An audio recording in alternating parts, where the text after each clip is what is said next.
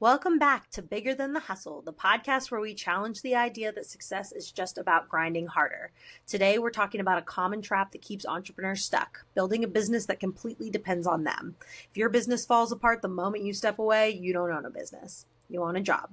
I'm your host, Heather Rose Boehme, a process architect and business coach who's still in the trenches, helping business owners break free from the chaos of running their companies so they can scale sustainably. And I'm your host, Chris Benedict. I've built financial freedom and now live the life most entrepreneurs are chasing. I know firsthand that the real goal isn't just about making more money, it's making money without being stuck in the day to day. So if you feel like you can't take a vacation, take a sick day, or even log off without things falling apart, this episode's for you, so stick around. All Okay, right. this is a good one. This is one I've been waiting for us to talk about, Heather. So this one is really focusing on the business owner bottleneck. And I know that you and I have talked offline before about like the different stages. Robert Kiyosaki has a big cash flow quadrant. If you're not aware of that, you should go check it out. But it talks about the different stages of employment to investment. And for business owners, and we're speaking to the business owners right now because likely if you are in a bottleneck, it's because of you as a business owner. It's a little different if you're in sales. So here are signs that you are trapped in your business. Instead of running it, it's running you. If you have to approve everything, if no one on your team can make decisions without you, if you can't step away for a day, let alone a week, let alone a month without things falling apart, that's why you need this episode. And why this happens. You've built a business around you instead of around systems. There's fear of losing control, which leads to the worst thing, micromanagement. And you don't trust your team or you don't have the right people in place. So Heather, let's talk about some of these things. So I think the most common symptom of this is when you step away. So everyone says, oh, like I'm going to go take a vacation. But if you're that owner or that salesperson even who steps away and is constantly on your phone, we've all been there, right? Oh, we're at dinner with the family. Oh, crap, this call's coming in. I absolutely have to handle that. Boom. You know that you have become a bottleneck because your business can't grow without you because you're constantly having to be there. The worst. And it frustrates everyone. It frustrates you. It frustrates your family. And it makes it so easy to become resentful of your business. And that's the death knell. As soon as you start feeling resentment, I feel like that's where burnout really starts to come in. Because you can work hard and not get burnt out. But when you resent working hard, the burnout comes out and faster and faster and faster. And the more burnt out you are, the harder it is to realize that you are the bottleneck and you are the problem. Well, and there it is. You burnout happens fast when you're trying to do everything. And there's no doubt when you're bootstrapping early in any startup business venture, you're likely to be wearing the hats of everything in your business. But the idea is that you've got to learn to replace yourself for each of those roles. And I don't think people realize that. I could go on, but I won't. But yeah, we have colleagues, people I've known for 20, 30 years that I've watched, and I'm like, they can't step away from their business, like period. Like they've designed a business that's 100% dependent on them, or in their mind, they've created this idea, this story that if they weren't there, the business couldn't possibly run. And that's a glorified job. Let's just call it. It's not a business. A business is designed to work for you, not for you to work for it. That's why people create businesses. So if your business is controlling you, it's not a business. It's a job. And I find that a lot of people, we all know that we're supposed to delegate, right? So I find that people really mistake the difference between delegation and abdication. So abdication is when you give something to somebody and then it's like you forget that that thing exists. And that happens so often for business owners. It's like, I am delegating this to you, but I'm never going to check on it. And I don't really know how I'm going to know that it's done without having to remember that I asked you to do it and check on it. That's abdication. That's just giving it to someone else and hoping that they run with the ball versus delegation, which is I'm giving you this task. Here's when I'm going to check on it. And here's how I will know it's done. And those are two very different things. It's a very good point. I'm now all of a sudden looking back like, ooh, when did I abdicate versus delegate? Good point. Because sometimes, what's the term again? Not delegation. Abdicate. Ab, when you're abdicating. It's been a rough morning. Yeah. When you're abdicating, there's a tendency to feel like you're delegating. In a sense, you think you're delegating, but I see what you're saying. In abdicating, you're just basically saying, take care of this, and then really no follow up to even know if it's and you know what? I look back on different projects that we had started that were abdicated that never actually came to fruition because there was no follow up on those tasks. Interesting. And that happens so often. And I think abdication and micromanagement are almost like it's one of those love hate things where the line is very thin because you abdicate something, you think it's being taken care of, you don't check on it, but then all of a sudden you need it. It's like I abdicated this task of building this spreadsheet and I'm not going to think about it for 2 weeks. And then all of a sudden it's 2 weeks later and you realize, oh crap, I don't know where this is. So then you start micromanaging whoever you asked to do it. You're like, did you do it? Oh, you didn't do it. Well, I'm going to have to sit over your shoulder and watch you doing everything. And then all of a sudden you go straight from abdication to micromanagement. And it's like, you don't even notice that it happened and your employees hate it. That's when they start feeling resentment toward you because now you're over their shoulder. Why didn't you do this? Like, I told you to do this and you didn't do it. And so all of a sudden it's like a hard switch. I went from just giving you something and giving you complete autonomy to breathing down your neck about it because it's interesting you should say it that way because you're right. If you're going to give an assignment, like if you're going to delegate that, there should be a clear definition of a start, middle, and end of what the expectation of what that end point is, because that's either it's a deadline or what will the result be expected. And that's really the follow-up. That's when you know it was. That's a good point. I'm starting to think about my own day. I'm like, okay, where can I make corrections? By the way, that's the whole thing about it. I'm never too old to admit that I'm always learning. I think learning is a lifelong process. So if you're not even questioning stuff that you're doing in your own business as a successful business, then you're already going the wrong direction. So I'm okay to say, you know what, even talking about this, I'm like, where could I do better?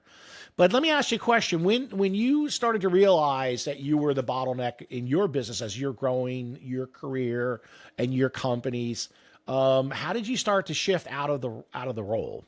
so I think it needed to start with me getting clarity on where I was stuck in the business. I think of it like being stuck in mud, right?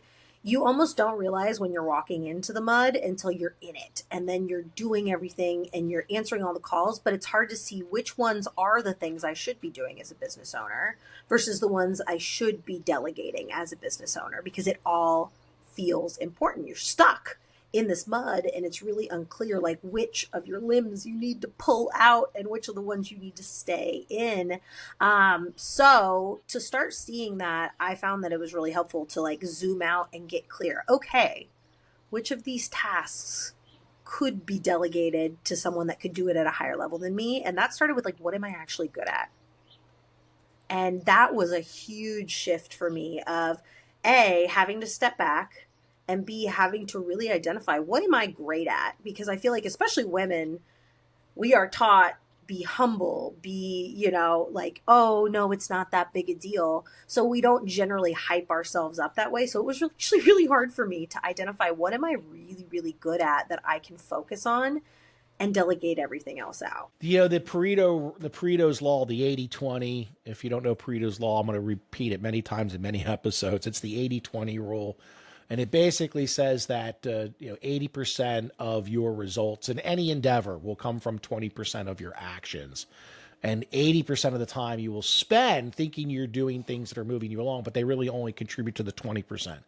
This may be the single hardest thing for, I think, most business owners to break free from, which is, let's face it, there's the 80's easy. That's why we want to fall in. The 80 is, putting stamps on the envelope. The 80% is running to the bank to make a deposit. The 80% is, going to the store to buy little tchotchkes for the meeting that week. Those are all good things, but they don't really contribute to really where the growth of you or your company is going to be. Whereas the 20% that leads to 80% of your results should be the things like picking up the phone and calling clients, or having meetings or prospecting. Those things are the most important stuff for you to do. But it's easy to go into the dot I's and cross T's. What do we call that? The rigmarole, the scut work, if you will. And because it's not painful. yeah, a good framing of it, I think, is could you pay someone $20 an hour or less to do this at a high level? And if the answer is yes, you probably shouldn't be doing it yourself. Well, I'm not gonna jump back into the whole time value conversations because we've had those, and though I'm sure it'll pop up. But yes, the time value is when you realize what your time value is. Why are you spending time doing something that you should be delegating to someone who makes far less money than what your time value is? That's not to be braggadocio. It's not egotistical. It's just fact. I remember going to a doctor's one time, a doctor's office. This was like 15 years ago. And I should have known something was up when I realized, like, where is everybody in this doctor's office? Like, there's no staff, there's nobody behind. He was doing everything. He was reception, he was handling his bookkeeping. I'm like, I don't think this is the right doctor for me. Like, if you're not successful enough as a doctor to hire these people to do that work for you, I don't want to work with you. Like, that scares me. Well, and I think As a patient. people get caught up in it. They're like, "Oh, I'm the only one," or "I'm so stupid that I haven't figured this out." But you can be extremely intelligent and get caught in this trap because we're not all wired to think that way. And most visionary business owners aren't. They're wired to think big picture and just get it done, which is why their businesses start in the first place. They're not really wired to think like, oh, like how do I offload this? It's most people have to learn that. So when did you start noticing that in your business? Because you have successfully built a business where you are able to delegate most of the tasks to other people at a high level. Yeah, so good question, Heather. And I will tell you that my father was in corporate management. He worked for CBS Radio for many years, and then for a large international construction firm that he was HR. So I watched my father, in upper management for well over 3.5 decades. And early on, my father would kind of joke about his job being easy. And I was like, what do you mean? Like, you're running a radio station and there's the ads and the DJs and there's musicians and all this. There's so many moving parts. And his advice to me was, as if you want to be a good manager, hire the right people who know what they're doing, then get the hell out of their way. And that always stuck with me. I mean, I'm 52 years old. I mean, this stuck with me over 30, almost 40 years of my father telling me this. And I've told him many times, best advice you ever gave me was hire the right people, put them in the right seats, and then get the hell out of their way. So when I decided to let go, how did I let go? How did I change everything? I knew early on that I could not get out of the rut. Now, starting in real estate sales, I did it all myself. And every hustle business, I was a handyman. Like, all the jobs I did young up until my late 20s were my effort, my reward. But I always knew that was never going to get me where I wanted. So when I started getting into the property management, what I realized was that as long as we put the protocol in place and the systems, then I could teach someone else how to do this, because this isn't rocket science. If A, then B. If C, then D. If I could tell someone, hey, if this happens, follow this line, and then that became the challenge. So what I did was I realized that I had to replace myself. And I always tell people that everyone in my company knows they should be at some point preparing to train the person who's going to replace them so they can move up in the company and elevate. I'm not looking to place Johnny in the corner so he can sit there for the next 30 years. It doesn't do me any good. We're about growth. So I had to shift from doing everything to leading. And that took time. It took months of me training someone how I do what I do, why I do what I do. And then, we would start off doing some things together. Then eventually they would start doing them on their own. And finally, and this is the important part on this, was that I was able to walk away and say, okay, now you can do this without me. But here's the important part, Heather, that you need to understand. Okay? If you are going to empower someone to replace you, it is imperative, in my opinion, that you let them know that making mistakes is an absolute expectation as part of this business. And I've said this. This is how I'll say it. Same as I'll say to you, Heather, right now on this type of call. Like, Heather, you're going to make mistakes. I'm not hiring you or putting you in this position so that you can come to me every time there's a problem and you don't know what to do. What I would say is if you want to challenge yourself is if you have a problem, think of the solution, write it down, come to me and say, hey, before I tell you what I came up with, if you approach this problem, how would you handle it? And see if it aligns with the same type of thinking. Now, when people make mistakes, and they surely will, and sometimes mistakes can cost you thousands of dollars, you have to realize that you need to empower them to make mistakes, which means you don't punish someone for making a mistake. And so what I've trained my people is this. I say, you will make mistakes, and that's okay. The fastest way to get over the mistake is to own it. As long as you take ownership of the mistake, tell me what you're going to do to fix it, what you can, then we're already done. There is no yelling, screaming, anger. How could you? Because it's already been resolved because you've said, you know what, I screwed this up, taking ownership. Here's what I'm going to do to fix it. And I just wanted you to be aware. Well, how am I supposed to be mad at that? And I think that's something where, A, there has to be a level of emotional maturity there that entrepreneurs need to own. Being hyper reactive in a leadership role is not helpful. So if you find yourself being that person who just immediately blows up at people if they make a mistake, or you just explode when bad things happen, that's a you problem, and we need to start working on the emotional coping skills, because it's not a personality trait. It's lack of skills in that point, and you can learn how to control the reactivity. Some people, it's harder than others. So for those of us who are generally even keeled, it's pretty easy. It comes naturally to like think first, then react. But for some people, especially if you're neurodivergent or have ADHD or, some kind of thing going on, which a lot of entrepreneurs do, which is why they create their businesses, it is so hard for them to control their emotions, especially since most of us were not raised by a generation that thought about, oh, let me give you the skills to cope with your emotions. We were just like, here's some Adderall, go figure it out, right?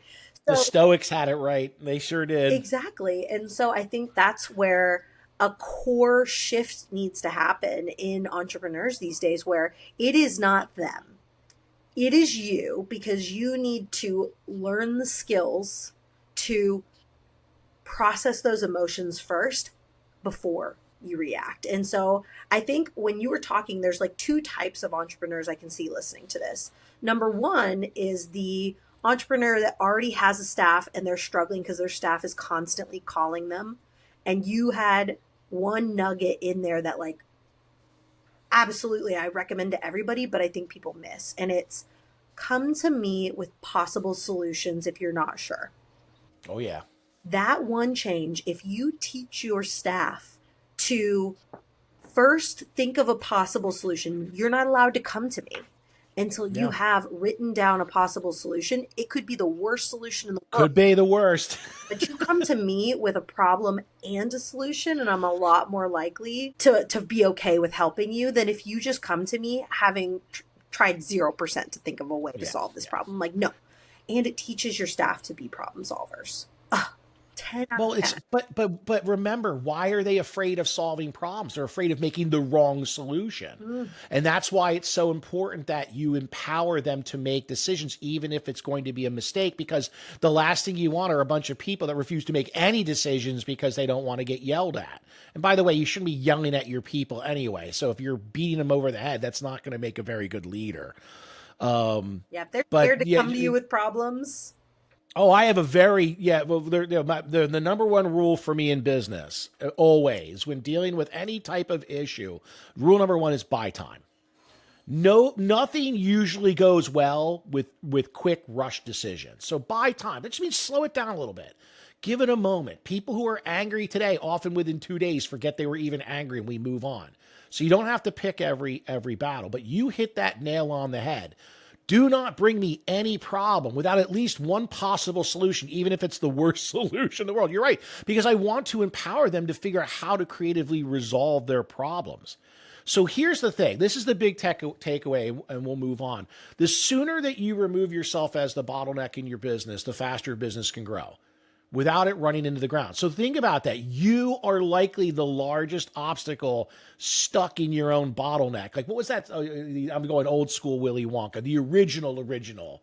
What was the kid? Didn't he get stuck in the chocolate tube Oh or yeah, something? he did fell in the river, and then he's like too fat to go out the Yeah, tube. and that's you. Like, yeah, that tube is your business and it should be pumping chocolate and making you money, but you stick your freaking nose in it, and next thing you know, you're damming up the work. So think about that. You are the obstacle to your own business growth. So, all right, well, listen, let's move on to the next section here, which is let's talk about 3 steps you can take to free yourself from the day to day. This is the meat. This is what you guys want to know. How Here, do I get out of it? Go real ahead, quick, please. one more though too, Oh, because yes, like please. there's like that one person that already has staff. But would you Yep. mind really quick, just like a Sure. 2-minute synopsis? Because I know there are probably people listening to this who are like, oh yeah, that sounds great, but I don't have the money to afford the leverage you're talking about. Because we've all been in that position where our True. business is at the point where it's like, oh my gosh, I'm doing everything, I need help, but I'm scared to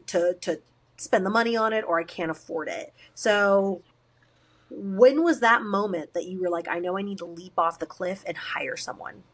That is a really good point. And you're right. Most businesses, I think it's like, and I'm saying this, I think it's like 85% fail within the first 5 years. All right. So the odds are, 15 out of 100 businesses will survive. And undercapitalization is usually the number one reason. And I will hear that. So let's talk about like real estate salespeople, right? Right? They're independent contractors, so they sell. So technically, they're running little mini businesses. And I went through this myself, which is the chicken or the egg. I need sales to produce cash flow, so I can take that cash flow and invest it in marketing, so I can create more sales, create more cash flow. But I need the cash to create the market. So here's what I think about this. And you're right. So I'm going to talk all the way down to Johnny and Susie, like who might be listening, who are running their own business all by themselves. They are the independent. Let's call one a plumber and one a florist. Just making this up. They think they have businesses, but they really just have jobs because they're solopreneurs. They run one-man operations or one-woman operations. The hardest thing I think most business owners have to do is pull away the bullshit that they tell themselves about what they can and can't afford. Now, hiring someone full-time is definitely a leap. When you are hiring someone, you're now becoming responsible for their paycheck, plus taxes, plus workman's comp, plus insurance, all this stuff. And so it can be very expensive. So it's very daunting for most people. And what I think is typically most people are looking at it from the wrong way. They're looking at the big right away. How do I get to do this? No. The 80-20 rule, what you should do is think about all the jobs that you do in your day and ask yourself, which are the ones that make me the most money? That's the 20% you want to focus on. The other 80%, which could be things like billing, collections, bank runs, postage, all that stuff, it's important in every business, but it doesn't really create cash flow. So you don't have to do it all. It's like eating the elephant, one bite at a time. So what I started doing was just simple little things, which was, how do I delegate this? Can I find someone who wants to do this part-time? Is there a service? And guys, right now, men and ladies, between Fiverr and Upwork and Craigslist and Facebook Marketplace, like everybody's looking for something. If you really needed help, it's out there. So here's where we're going to make a mind shift, because I can't tell you what to do and I can't tell you how much money you've got. What I will tell you is the greatest mind shift to get over this is stop saying that you need to spend money on your business and start saying I need to invest money in my business. So when I bring on someone, like when I hired Andriana as my PM, I knew that I hired her to be my replacement. I told her in the beginning, I am hiring you to be my replacement. Over the next year or two, I'm going to teach you everything I know from 22 years so you can run this brokerage successfully as a lead property manager. I set the expectation, I set the goals, and then I invested in that person. Yes, that's a risk. All investments are risk. If you want a guarantee, go sit in front of a gravestone, because that's the only guarantee you're going to get. That's what I used to say. You want a safe space? It's called 6 feet down. That's it. The only safe space is a tombstone. That's it. There is no safe space. So everyone will tell me, I don't have the money. I don't have this. I don't. And the last time I want to say is, well, when did you actually invest in your own business? If you won't invest in your own business, why would anyone else invest in your business? I'd also like to remind people that no one gets paid in one annual lump sum. It's No. like you look at employees and you're like, well, this is going to cost me $50,000. Well, yeah, over the course of a year, but take 50 and divide it by 12. That's how much it's going to cost you. It's going to cost you about what? What is that? Like $4,300 a month. So no, that's not cheap, but can your business support 4,300 a month, or can you ramp up sales to support that? That's the question. And if you are a more risk adverse entrepreneur, I always tell people, let's calculate your risk runway. How many months worth of reserves do you need to feel comfortable hiring? And by the way, $50,000 is a pretty high level employee if it's your first employee. Virtual assistants can cost as low as $300 a month for 10 hours a week. I mean, there's nothing more affordable right now than a virtual assistant. No, you're right about that. But even with them, you can say, okay, I want a virtual assistant. I need 10 hours a week. What could I make if I had 10 extra hours a week? A. And then B, maybe your risk runway is 3 months. I need 3 months worth of virtual assistant payments in savings before I feel comfortable hiring one. Okay. That's $900. So Yeah, but go get also, $900. yeah, but also be clear on what you want that person to do. If you're like, I don't really know what they should be doing. So say you are a plumber, like that might be, having someone mail out letters to homes that were built. Like, say, well, yeah, like there's a good one. Cast iron on homes that are old have a tendency to rot. So if I was a plumber and I was going to hire a virtual assistant, I might do data research and say, help me prepare letters to be mailed out for all the homes that were built before 1940 with hey, here's a ticking time bomb in your home. That's leverage because you're going after the meat. So like when I hired Adriana, not only at first, yes, was an expense. It is an expense, but it was an investment in the business. But also what I learned was now by adding that person, it also gave me more leverage of my time, but it also gave me more fingers out there because now instead of just Chris talking to people saying, hey, I've got this business and what we can do, now I had someone else out there too. Mm-hmm. And next thing you know, she's got networked investors in hers and she's picking up this investor and that. And so she was able to build this book of business with me and ramp up and grow because now I'm gaining access to opportunities I wouldn't have had without this person. So the thing is that most people is they don't want to spend money. Nobody wants to spend money because what we want are guarantees. I've done this myself. I still do this myself. But the reality of it is if you're not going to invest in your business, then your business will never invest in you. And what I'm saying is that when I went to Florida, okay, this was the leap after COVID. We'd spent a year working from home remote. We learned we could work from anywhere. We went to Florida and I was terrified. Like, what's this going to mean being out of state for my business? But our business grew 300% in 24 months. Even my tax attorney was like, maybe you should have moved down there sooner. Okay, but what happened was I built the systems to allow Adriana as my lead PM to run free.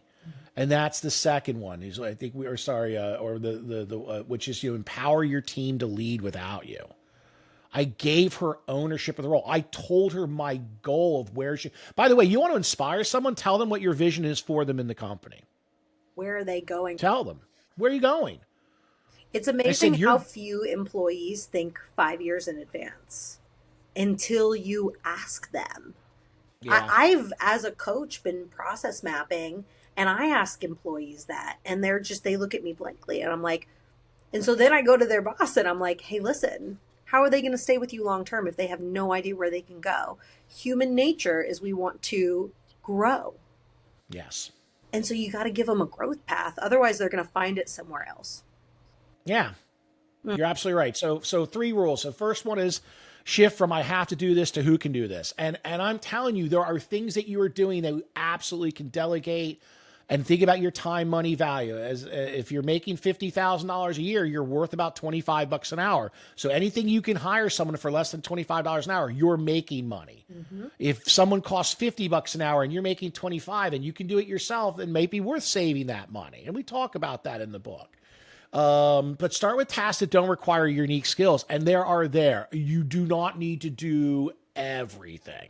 Here's a great one. If you're answering the same question multiple times, document it once and delegate it. That's true. And by the way, we call that protocol in the property management business. By setting protocol, there is no question. When something happens, we already know the answer because protocol says this is how we deal with it. And these days with Loom, I mean, all you have to do is hop on Loom, make one click, and all of a sudden you're recording a video that tells anybody in the future. Like when I was running our BNI chapter, our membership would get so stuck. People would apply and they'd sit in the application stage for 2 weeks. And so finally I got sick of it. I created a Trello card. I clicked the Loom link and I was like, okay, here's how this is going to be handled forever. And anybody watching this video, I may not even be here anymore, but you're going to know how to run people through the membership approval system. And now, like I'm running membership now, I'm not the president anymore, and I didn't have to teach it. I was like, go watch this video and come to me with questions. Oh, so much easier. So that takes us to step 2, which is to actually build systems that answer questions for you. Because if you zoom out of your business and you look at it and you ask yourself, how should this be running without me?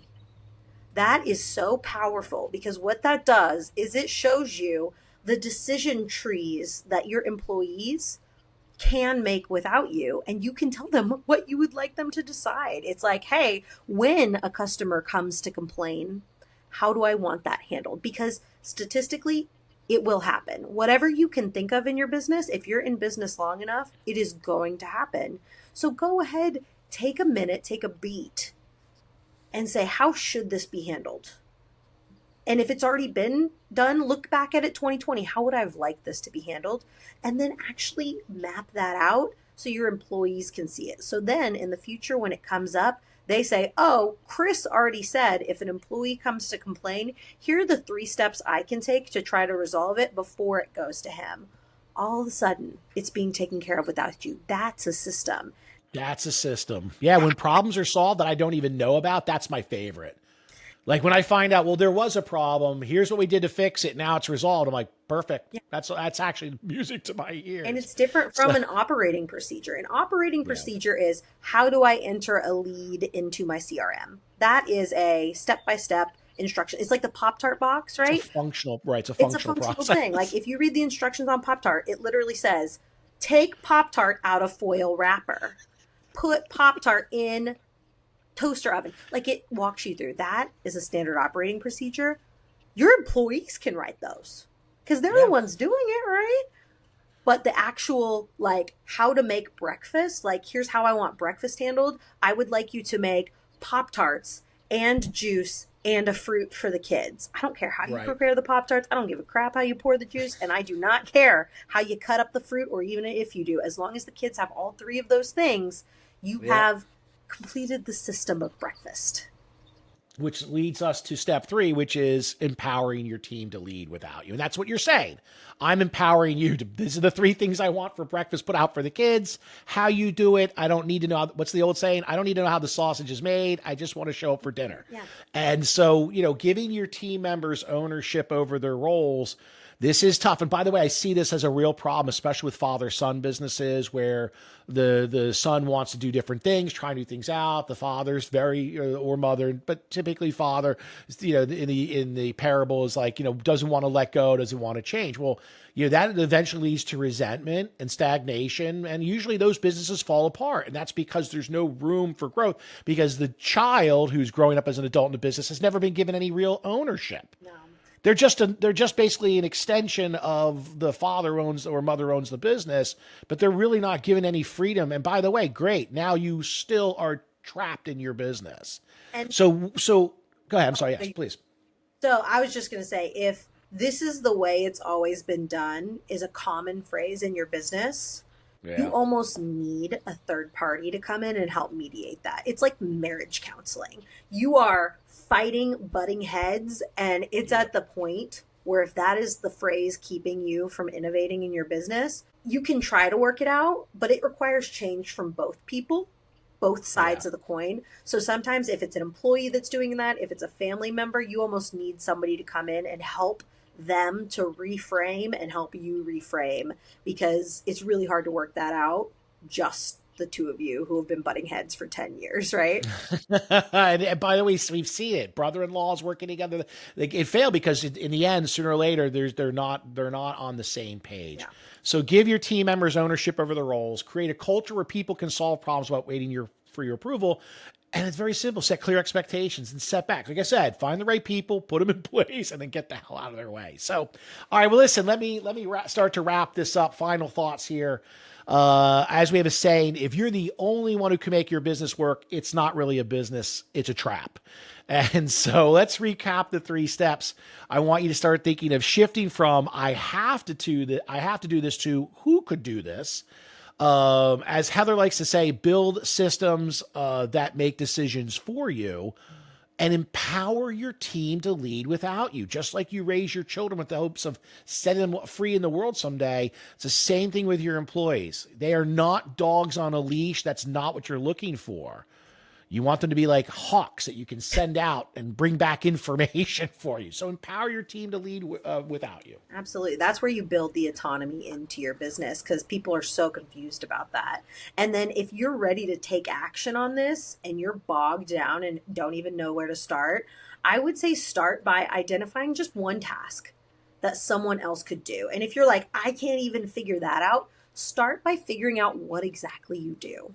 Even if that's opening the notes app on your phone and like writing down as you do new tasks throughout a single day. Sometimes it just takes that clarity of actually tracking, here's what I did all day, and like taking a hard look at that, because we get so busy that we feel productive, but busy is not always productive. So No. if you are not quite sure what you do all day, write that stuff down for an entire day. Just take one day to do it. I know it's going to suck, but it'll give you so much clarity. And then look at all those tasks and say, could I really delegate one of these? And if the answer is no, well, then you probably don't need to be listening to this podcast, because you've got it all figured out. And then do that. Let us know how it goes. Comment wherever you're watching this. And if you've got more questions, comment too, because we can absolutely address that on future episodes. And speaking of future episodes, next time we're talking about the mindset shifts that actually unlock your next level, because what got you here, it really won't get you there, as the book says. Amen to that. So, all right, subscribe, share this with a friend who needs to hear it, and DM us if you're ready to stop being the bottleneck in your own business. Get out there, make it happen, reach out, connect us, and see you on the next episode. All right.